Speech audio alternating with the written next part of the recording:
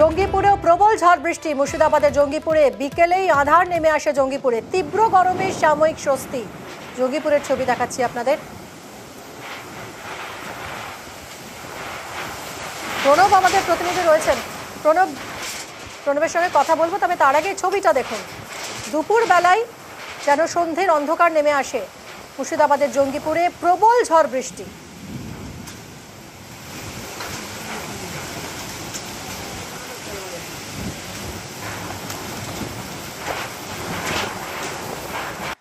প্রণব আমাদের প্রতিনিধি রয়েছেন।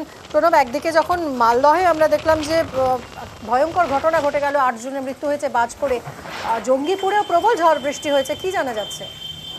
দেখো, শুধু জঙ্গিপুর নয়, মুর্শিদাবাদ জেলা জুড়ে কিন্তু প্রথমে জঙ্গিপুর শুরু হলো, জঙ্গিপুর মহকুমা শুরু হলেও আস্তে আস্তে কিন্তু বর্তমানে বহরমপুর থেকে শুরু করে দমকলের দিকে এবং হরিয়ারপাড়া নবগ্রামের জায়গাতেও কিন্তু কালবৈশাখী ঝড় এবং প্রচুর পরিমাণে বৃষ্টিপাত হচ্ছে এবং বজ্রপাতও হচ্ছে, কিন্তু এখনো পর্যন্ত কোনো রকম মৃত্যুর খবর নেই।